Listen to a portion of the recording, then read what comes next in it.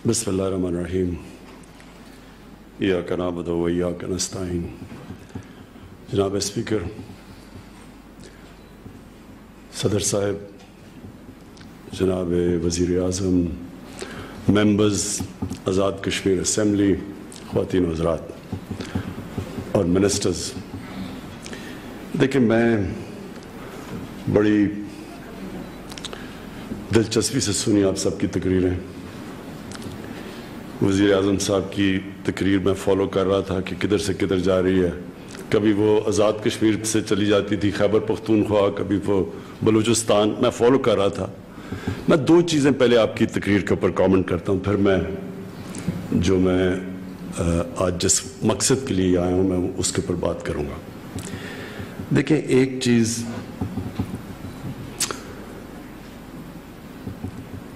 ये ज़हन में डाल लें कि जो पोटेंशियल पाकिस्तान में है शायद ही दुनिया में किसी मुल्क में है। इसके पोटेंशियल की मुझे जो सबसे ज़्यादा अफसोस होता है कि हमें खुद पाकिस्तानियों को अंदाज़ा नहीं है। मैं समझता था कि बहुत पोटेंशियल है क्योंकि मैं पाकिस्तान के साथ बड़ा हुआ। हमने इस मुल्क को बड़ी तेज़ी से ऊपर जाते देखा, फिर हमने इस मुल्क को नीचे आते देखा, तो हमें पता है कि ये किधर जा सकता था। 60s के अंदर ये सारी दुनिया, 60 की दिहाई में दुनिया पाकिस्तान की मिसाल दिया करती थी। एक किताब निकली थी जिसमें पाकिस्तान के मुतल्लिक उन्होंने कहा था कि सारे एशिया का कैलिफोर्निया पाकिस्तान बनने जा रहा है, सबसे खुशहाल तबका। और हमें वो दिन याद है। और फिर क्या हुआ ट्रेजेडी पाकिस्तान की कि वो बदकिस्मती से उस ट्रेजेक्टरी पर नहीं गया, वो फिर आहिस्ता आहिस्ता नीचे आना शुरू हो गया। और दुनिया की तारीख जब आप उठा के देखेंगे तो आपको पता चल जाएगा कि वो कौन से, हर कौम के अंदर कई उसूलों पे चलती है तो कौम ऊपर चली जाती है, जब उन उसूलों से पीछे हटती है तो कौम नीचे आ जाती है। ये हमारा नहीं है, दुनिया की तारीख उठा के देखें कैसे बड़ी कौम बनती है, एम्पायर बन जाता है, फिर वो नीचे आ जाती है। तो वो अगर हम जो अल्लाह के बनाए हुए कानून, जो हम जब मदीना की रियासत की बात करते हैं तो मदीना की रियासत में सरकार मदीना ने कई कानून बनाए थे, उन्होंने कई प्रिंसिपल्स रखे थे जिसकी वजह से वो कौम ऊपर गई थी।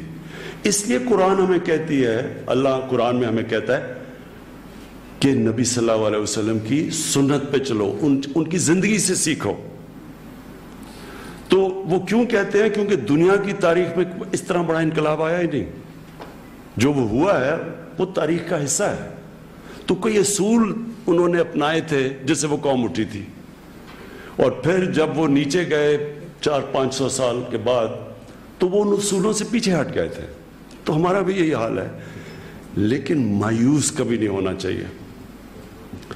मुझे आज मायूसी आपकी बातों से फील हुआ है कि जिस तरह आप मायूस हुए हैं। ये नहीं कि एक आपने वज़ीर आज़म साहब कश्मीर की पाकिस्तान की बात की कि पाकिस्तान को उठाने के लिए उठाना चाहिए, कोई थिंक टैंक्स होने चाहिए, और आपने जो सबकी भी बातें आई ऐसे लगा जैसे कोई आप अंदर से थोड़े से हारे हुए हैं। तो मैं इसलिए जो आज आपसे बात करूंगा, मैं आज आपको जो मेरा तज्जिया इस सारी चीज का, मैं बिल्कुल आपसे दूसरी तरह सोच रहा हूं। मैं ये समझ रहा हूं कि अल्लाह की तरफ से कश्मीरियों को एक अल्लाह ने ऐसे दौर से गुजार रहा है जिसकी अब एंड कश्मीर की आज़ादी है।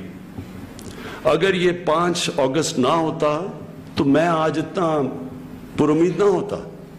मैं समझता हूं कि 5 अगस्त में पिछले 5 अगस्त को नरेंद्र मोदी बहुत बड़ी गलती कर बैठा है, और मैं अभी आपको उसकी एनालिसिस देता हूं। सबसे पहले वो 4 अजम्पशंस जिसके ऊपर ये 5 अगस्त का इसने फैसला किया नरेंद्र मोदी ने। 370 اور 35A کو ختم کر رد کر کے اس نے جو فیصلہ کیا، اس کے اوپر اس نے 4 اس کے پیچھے اسمپشنز تھی۔ نمبر 1، وہ چاہتا تھا الیکشن جیتا تھا بڑی بھاری اکثریت سے، اور کس چیز پہ جیتا تھا؟ پاکستان کی نفرت پہ۔ ہندو کارڈ کھیلا اس نے، اور جو ہندو بیس کو اس نے اٹھا دیا اور الیکشن سویپ کر گیا۔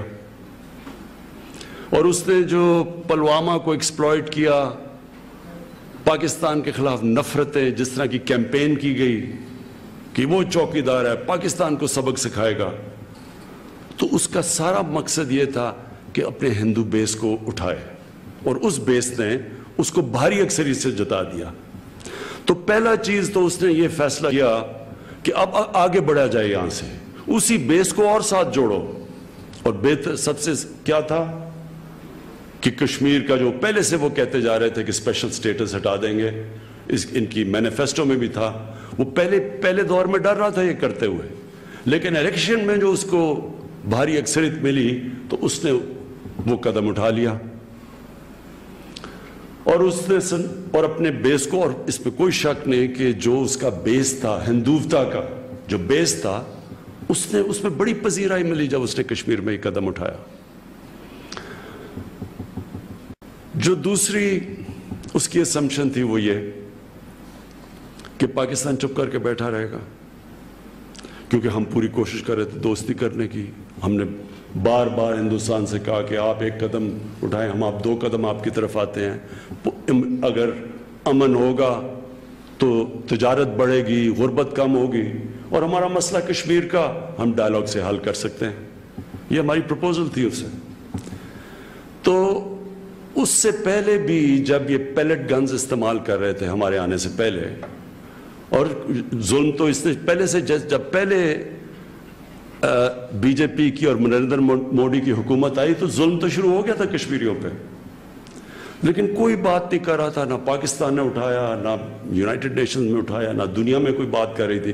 کبھی کبھی اخبار میں کوئی باہر مضمون آ جاتا تھا، لیکن پاکستان کا تو رسپانس نہیں تھا۔ اس لیے اس نے یہ اسیوم کیا کہ پاکستان پھر چپ کر کے بیٹھا رہے گا، کیونکہ پاکستان کو اتنی ضرورت ہے ہندوستان کی۔ تکبر، یہ یاد رکھیں کہ اس سب کے پیچھے تکبر ہے۔ وہ اپنے آپ کو اتنا طاقتور، اور یہ جو ان کی سٹیٹمنٹس کے جو نیا نقشہ بنایا کہ وہ سارا علاقہ آزاد کشمیر بھی اب ہندوستان میں ہے، اس کے پیچھے تکبر تھا۔ تیسری، اس کو پتا تھا کہ دنیا کے اندر اس وقت ہندوستان ایک بہت بڑی مارکیٹ ہے، 1.25 ارب لوگ ہیں ہندوستان میں، دنیا چاہے گی اس بڑی مارکیٹ میں ہندوستان سے تعلقات اچھا رکھے، اور وہ ٹھیک سمجھ رہا تھا۔ دوسرے کو دنیا چپ کر کے بیٹھی رہے گی۔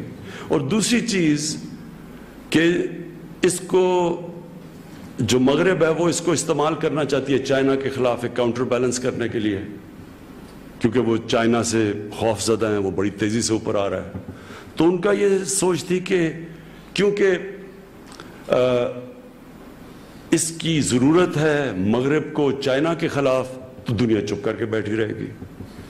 اور جو سب سے بڑی مس کیلکولیشن کی اس نے، وہ چوتھی تھی کہ جب وہ 8 لاکھ فوج کشمیر میں ان کو دبائے گی، دہشت ہوگی اس کی، پہلے سے ہی وہ ظلم تو کر ہی رہے تھے، تو وہ جب خوف پھیلے گا اور پھر جب ان کے اوپر وہ ایکشن لیں گے اور کرفیو لگائیں گے، ان کی ساری لیڈرشپ اٹھا کے لے جائیں گے، ان کے جو بچے ہیں ان کو بھی پکڑ کے، اور 16,000 نوجوانوں کو ہندوستان میں جیلوں میں لے جائیں گے، تو دہشت پھیل جائے گی، اور پھر ڈیموگرافی بدل دیں گے ہندوستان کی، کشمیر کی۔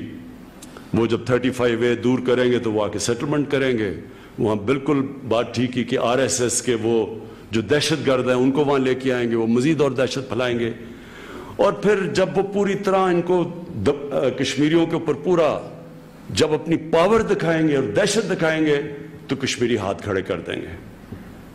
یہ 4 assumptions کے اوپر یہ 5 اگست کا سٹیپ لیا گیا۔ اب میں کیوں کہہ رہا ہوں کہ میرے خیال میں اس نے اسٹریٹجک بلنڈر کیا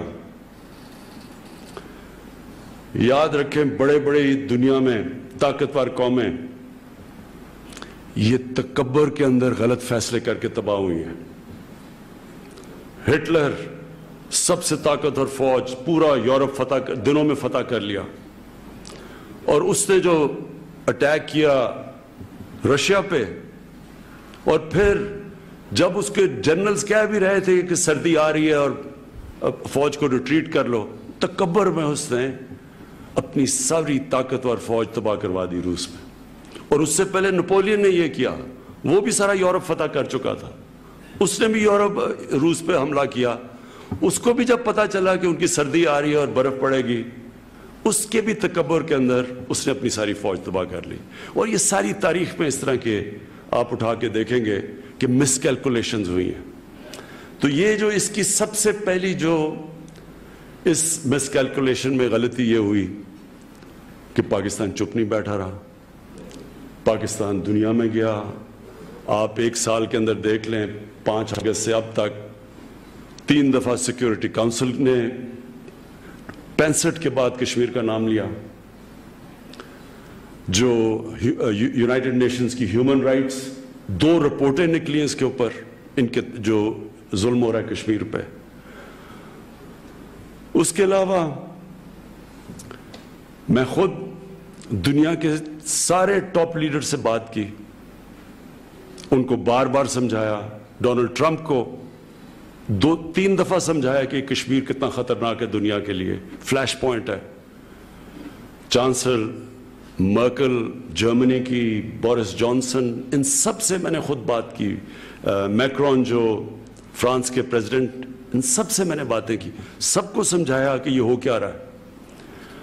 کئیوں کو سمجھ ہی نہیں تھی کشمیر کی, لیکن آہستہ آہستہ سمجھ آنی شروع ہوئی.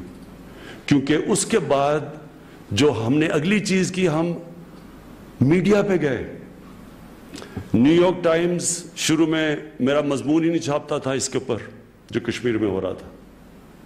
ان کو میں نے سمجھایا کہ یہ جو آئیڈیالوجی ہے نریندر مودی کی, جس طرح آپ جب کہتے ہیں نا کہ ہٹلر سے کیا, وہ اصل میں آپ صرف ان کے فاؤنڈنگ فادرز جنہوں نے بنائی تھی RSS, ان کی آپ تاریخ پڑھ لیں, ان کی بایوگرافیز پڑھ لیں. وہ تو خود کہتے ہیں کہ ہم متاثر تھے نازیز سے اور ہٹلر سے, اور وہ خود کہہ رہے ہیں کہ جو یہودیوں سے کر رہے تھے نازیز وہ ٹھیک کر رہے تھے, اور یہی ہمیں مسلمانوں سے کرنا چاہیے. یہ تو بلیک اینڈ وائٹ میں ہے.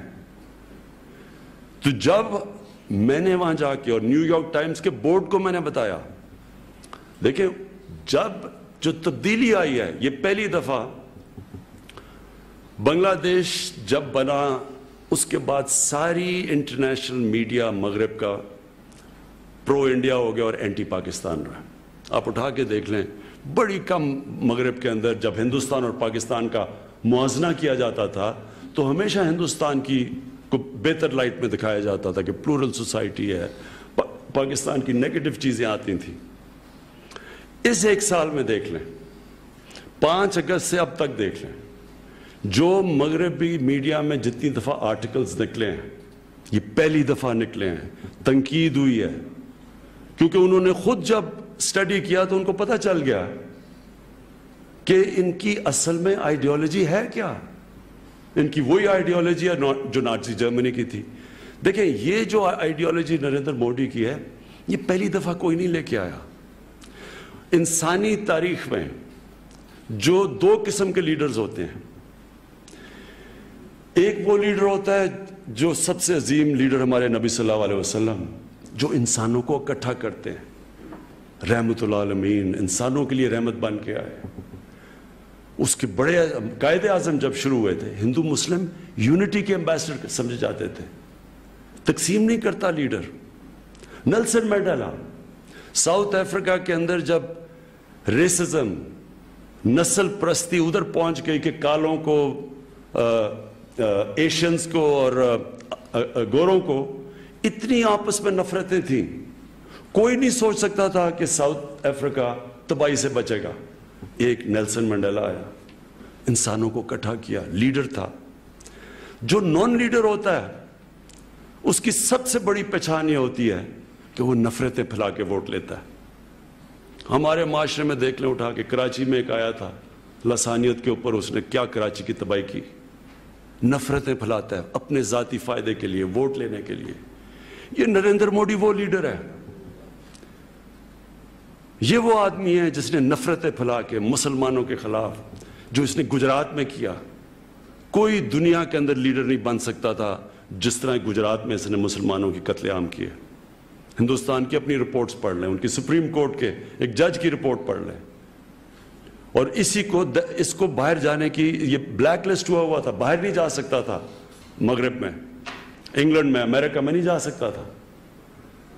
وہ آدمی جب لیڈر بنا تو شروع میں سوچا کہ شاید, جب پہلے بی جے پی آئی تھی تو وہ بھی لوگ ڈرے ہوئے تھے کہ یہ بھی یہ ایکسٹریمسٹ ان کی آئیڈیالوجی ہے.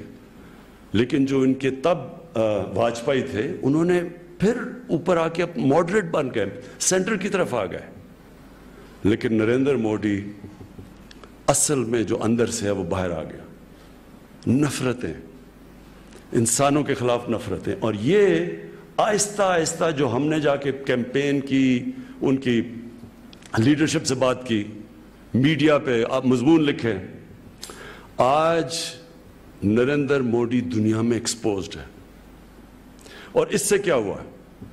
اس سے سب سے بڑی چیز یہ ہوئی کہ آج دنیا کشمیر کی طرف دیکھ رہی ہے. جو میرے خیال میں جو ان کی پہلی اسمپشن تھی, کہ آخری اسمپشن کی کشمیری ان کے اوپر اتنا وہ ظلم کریں گے کہ وہ چپ کر کے قبول کر لیں گے, جینوسائیڈ اتنی کریں گے کہ وہ ڈر جائیں گے, نہتے لوگ ہیں. سب سے بڑی چیز ہے کہ اب دنیا کی نظر کشمیر پہ ہے. یہ جو سمجھ رہے تھے کہ ان کے اوپر تشدد کر کے بالکل ان کو کرش کر دیں گے, وہ اگر اس ایکسٹینٹ پہ جائیں گے دنیا کا ری ایکشن آئے گا. آلریڈی یورپین پارلیمنٹ میں ڈسکشن ہے, برطانیہ کی پارلیمنٹ پہ ہے. پھر ہماری جو آپ نے بات کی ڈائسپرا, کشمیری پاکستانی باہر, انہوں نے جس طرح کی ایک سال میں دیکھیں, نیو یارک کے اندر کبھی اتنی پبلک نہیں نکلی کسی ایونٹ پہ جو کہ یونائٹڈ نیشنز کے جنرل اسمبلی کے باہر پبلک نکلی تھی. کبھی اتنے لوگ نہیں نکلے. ہیوسٹن میں پبلک نکلی جب نریندر موڈی تقریر کرنے آیا تھا. تو یہ وہ بھی ایکٹیویٹ ہو گئے, میڈیا بھی ایکٹیویٹ ہو گیا. ان کی پولیٹیکل جو, اس کے باوجود کہ ان کے تعلقات ہندوستان سے بہتر تھے, اس کے باوجود وہ ایکٹیویٹ ہو گئے. ان کو بولنا پڑا. جرمن چانسلر جب گئی وہاں انڈیا میں تو انہوں نے بھی بات کی. امریکن پریزیڈنٹ, حالانکہ ان کے اتنے اچھے تعلقات ہیں, پبلکلی انہوں نے بات کی کہ کشمیر کا میں میڈیٹ کرنا چاہتا ہوں. تو کم از کم دنیا کی نظروں میں اب کشمیر آ گیا. اس کا مطلب یہ کہ جس طرح کا یہ ظلم کرنا چاہتے تھے ان کو کرش کرنے کے لیے, وہ نہیں کر سکتے. ظلم کر رہے ہیں, اس میں کوئی شک نہیں, لیکن جو میرے خیال میں جو ان کا پلان تھا, جس طرح انہوں نے فوج, وہ ظلم نہیں ہوا. اور میں اپنی پاکستان کو ہم کریڈٹ, اپنی گورنمنٹ کو ہم کریڈٹ دیتے ہیں کہ ہم نے جو اس کو اٹھایا انٹرنیشنلی, اس کی وجہ سے یہ وہ نہیں کر سکے. اور جو سب سے بڑی چیز کیا ہوئی کہ کشمیر کے لوگ جو یہ سمجھ رہے تھے کہ وہ اس طرح کی دہشت دیکھ کے بالکل ہاتھ کھڑے کر دیں گے. میں آج خاص طور پہ خراج تحسین پیش کرتا ہوں اپنے کشمیر کے لوگوں کی, کہ جس طرح کی پرووکیشن اور ظلم کے باوجود آج ان کا مورال کھڑا ہے. جس طرح کہا کہ پاکستان کا جھنڈا انہوں نے اٹھایا ہوا ہے سری نگر کے اندر, ان کی اسپرٹ بجائے ٹوٹنے کے وہ اور مضبوط ہو گئے. اور ایک اور چیز ہوئی ہے, آج کوئی پرو انڈین کشمیر کا لیڈر بن ہی نہیں سکتا. انہوں نے اتنی نفرت ہندوستان کے خلاف کر دی ہے اس ایکشن کے, کہ اب کوئی بھی جو پرو انڈین لیڈر ہو وہ کشمیری کامیاب ہی نہیں ہو سکتا. آج جو انہوں نے کشمیری لیڈرز کو بند کیا ہے, فاروق عبداللہ کے منہ سے ہے. میں نے خود فاروق عبداللہ کو ملا تھا کئی کانفرنسز پہ دلی میں 10-15 سال پہلے. وہ ہمیشہ پرو انڈیا کی بات کرتے تھے کہ جی بات نہ کرو, کشمیر اب انڈیا کے ساتھ ہے اور تقسیم وغیرہ وغیرہ, بڑا کلیئر تھے وہ. ان کے منہ سے میں سن رہا ہوں کہ قائد اعظم ٹھیک کہتے تھے. وہ ابھی سٹیٹمنٹ دے رہے ہیں کہ جو قائد اعظم کہتے تھے وہ ٹھیک ہے, ہمارے سے دھوکہ ہو گیا. تو اس وقت نہ کوئی کشمیر کا اب لیڈر بن ہی نہیں سکتا جب تک اگر وہ پرو انڈیا ہے, کیونکہ نفرت پھیل گئی ہے. دوسری, جو کشمیر کا نوجوان ہے, وہ جو غالب کا شعر ہے کہ مشکلیں اتنی پڑی مجھ پہ کہ آسان ہو گئی, وہ اتنے اب مضبوط ہو گئے ہیں, موت سے خوف چلا گیا ہے. جس طرح کی ہیوی پریزنس ہندوستان کی فوج کی ہے, اس کے باوجود وہ لوگ نکلتے ہیں. جب موقع ملتا ہے کشمیر کے لوگ نکلتے ہیں. کشمیریوں کی اسپرٹ نہیں وہ توڑ سکے جو 1/4 مین اسمپشن تھی کہ وہ ہاتھ کھڑے کر دیں گے. اور یہ جتنا بھی اب جدھر سے جتنا بھی آگے جائے گا, جو میں انسانی تاریخ کے اوپر میرا جو تجزیہ ہے, میں یہ سمجھتا ہوں کہ یہ اب حالات بگڑتے جائیں گے ہندوستان کے لیے. میں نہیں سمجھتا کہ ان کے لیے اب وہ خود پھنس گئے ہیں. جو انگریزی کا ورڈ ہے بلائنڈ ایلی, بند گلی میں پھنس گئے ہیں. وہ اب یہاں سے پیچھے ہٹتے ہیں تو کشمیر آزاد ہو جاتا ہے. وہ کتنی دیر اس طرح رکھیں گے ساری دنیا دیکھ رہی ہے. اور انشاءاللہ میں آپ کو یہ شور کرتا ہوں کہ ہر فورم کے اوپر ہم اس کو اٹھاتے رہیں گے. مجھے افسوس تھا کہ ہم نے ایک اتنی ہائٹ پہ لے کے گئے اور ہمارا پورا پلان بنا ہوا تھا کہ کشمیر کے کوز کو اٹھانا ہے, تو وہ ایک مارچ کا اعلان کر دیا جس نے سارا اٹینشن 1 مہینہ سارا اس پہ چلا گیا. اور یہ پچھلے 5 مہینے میں کرونا کی وجہ سے بالکل کوئی انٹرنیشنل, ساری دنیا کو اپنی پڑ گئی ہے, تو ان کو کسی اور کاز کے اوپر تو وہ بھی نہیں سوچ رہے. لیکن ہماری پوری پلاننگ ہے. میں آپ کو آزاد کشمیر کی اسمبلی کو, کشمیر کے لوگوں کو, میں آج آپ کو پورے اعتماد سے کہتا ہوں کہ ہر فورم کے اوپر ہم اس کو اٹھائیں گے اور اٹھاتے رہیں گے, اور اس کی پوری پلاننگ کر رہے ہیں. یہ جو نقشہ پولیٹیکل میپ کشمیر کا آیا, میں اس کے پیچھے آپ کو اس کے پیچھے اپنی فلسفی بتا دوں. دیکھیں, یہ بڑا امپورٹنٹ چیز ہے. جو ہوتا ہے دنیا کی تاریخ میں, آئیڈیا ایک آتا ہے اور پھر وہ آئیڈیا, اس آئیڈیا کے متعلق کہتے ہیں کہ an idea whose time has come. کوئی فوج نہیں روک سکتی اس آئیڈیا کو.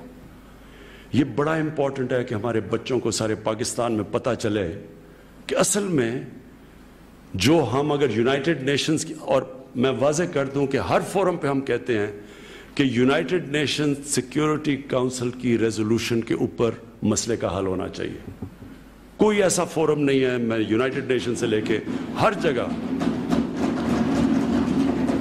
اور اس نقشے کے اوپر بھی لکھا ہوا ہے کہ subject to the United Nation Security Council resolution.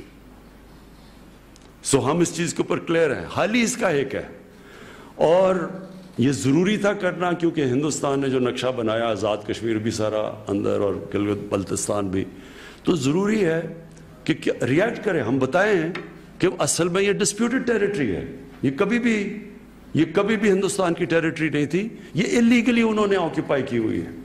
اور یہ جو سب کچھ کام کیا, یہ انہوں نے اپنے لیڈرز, نہرو کی سٹیٹمنٹس پڑھ لیں, اس کے بیان پڑھ لیں, سب وعدہ کرتے رہے کشمیریوں کو کہ ان کو رائٹ ملے گا پلیبسائٹ کا, ریفرینڈم کا, فیصلہ کرنا کہ اپنی فیوچر کا. وہ رائٹ نہیں دیا گیا.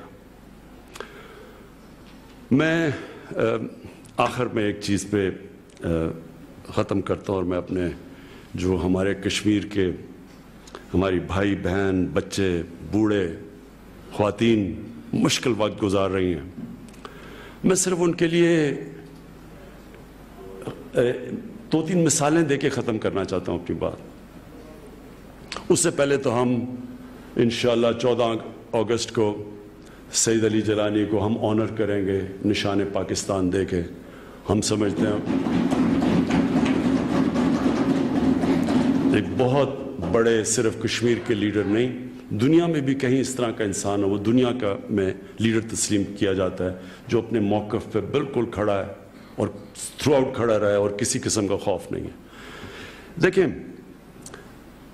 میری زندگی کا تجربہ یہ ہے کہ انسان ہارتا تب ہے جب وہ ہار مان جاتا ہے.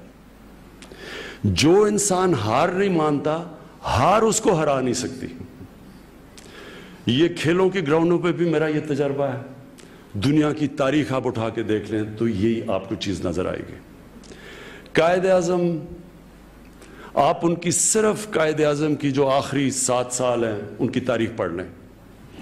کوئی بھی 7 سال پاکستان کے بننے سے پہلے سوچ نہیں رہا تھا کہ پاکستان بنے گا. ساری آپ اکاؤنٹس پڑھ لیں، وہ کہتے تھے یہ دیوانے کا خواب ہے، یہ ہو ہی نہیں سکتا. قائد اعظم جب پہنچتے ہیں 3 ہفتے پاکستان کے بننے سے پہلے کراچی میں لینڈ کرتا ہے ان کا جہاز، تو وہ اپنے جو اے ڈی سی ایڈمرل ایسن ان کو کہتے ہیں کہ میں نہیں سمجھتا تھا میری زندگی میں پاکستان بنے گا. نیلسن منڈیلا میرے ساتھ کھیلتے تھے ساؤتھ افریقہ کے کرکٹرز، انگلینڈ میں کاؤنٹی کرکٹ میں، پروفیشنل کرکٹ میں. تو میں ان سے ہمیشہ پوچھتا تھا کہ یہ کیا ہوگا کہ یہ تم نے یہ جو اپارٹھائیڈ رجیم ہے کہ ایک جو بلیک افریقن ہیں وہ جا نہیں سکتے، ان کے لیے علیحدہ جگہ ہیں، ان کے لیے اسکول، وہ غریب علاقوں میں، گوروں کے لیے علیحدہ علاقے. یعنی انہوں نے ایک سارا ساؤتھ افریقہ کی ریسورسز کو گوروں نے قبضہ کیا ہوا تھا، اور فوج ان کی تھی اور وہ سارے غلام تھے باقی. تو میں ان سے پوچھتا تھا کہ کتنی دیر چلے گا؟ وہ کہتے ہیں یہ چینج ہو ہی نہیں سکتا. وہ کئی ان میں سے مخالفت کرتے تھے کہ جب وہ باہر آتے تھے دیکھتے تھے کہ بڑا عجیب نظام ہے ادھر، تو ان کو نہیں پتہ چلتا تھا. لیکن وہ مجھے ہمیشہ کہتے تھے کہ چینج آ ہی نہیں سکتا کیونکہ سب پیسہ ان کے پاس ہے، فوج ان کی ہے، ریسورسز ان کی ہیں. وہ تو بیچارے جو بلیک افریقن وہ تو ان پڑھ ہیں. اور نیلسن منڈیلا کی فیمس سینگ ہے، انگریزی میں وہ کہتا ہے کہ it always looks impossible until it happens. ہمیشہ وہ لگتا ہے ناممکن ہو جب وہ ہو جاتا ہے. کوئی بھی سوچ نہیں رہا تھا، دیکھتے دیکھتے وہ ساؤتھ افریقہ چینج آ گیا. سب سے بڑی تو چینج نبی صلی اللہ علیہ وسلم، آپ دیکھیں کہ 625 میں ہوتی ہے جنگ بدر. 313 مسلمان لڑنے والے، 627 اور 28 دو وہ لیٹر لکھتے ہیں. ایک سپر پاور ہوتی ہے پرشین ایمپرر، اور دوسرا جو کہ بیزنٹائن رومن ایمپرر تھا اس کو. یہ خط بھی پرزروڈ ہے. 2 خط لکھتے ہیں کہ میں اللہ کا پیغام لے کے آیا ہوں. اپنی بہتری، آپ کی بہتری ہوگی اگر آپ اس پیغام پہ چلیں. سوچیں کہ جو ان کی 1 لاکھ کی فوج تھی، سارے ماڈرن ایکوپمنٹ تھے، تو سوچیں کہ کیا انہوں نے سوچا ہوگا کہ ایک 313 لڑنے والے وہ خط بھیج رہے ہیں. لیکن کون یہ سوچتا تھا کہ یہ 627-28 کو 2 خط بھیجے انہوں نے، اور اس کے 10 سال بعد دونوں بڑی بڑی سپر پاورز ان کے سامنے گھٹنے ٹیک گئی. یہ تاریخ کا حصہ ہے. کہنے کا مقصد یہ ہے کہ یہ مایوسی مسلمان کے لیے گناہ ہے. ہم جب مایوس ہو جاتے ہیں جی کچھ بھی نہیں ہو سکتا، آپ کو پتہ ہی نہیں. میری اندازہ یہ ہے کہ یہ جو جدھر پھنس گئے ہیں نریندر موڈی ایک قدم اٹھا کے ہندوستان میں، اس کا اب صرف ایک ہی نتیجہ ہوگا، اور انشاءاللہ کشمیر آزاد ہوگا. شکریہ.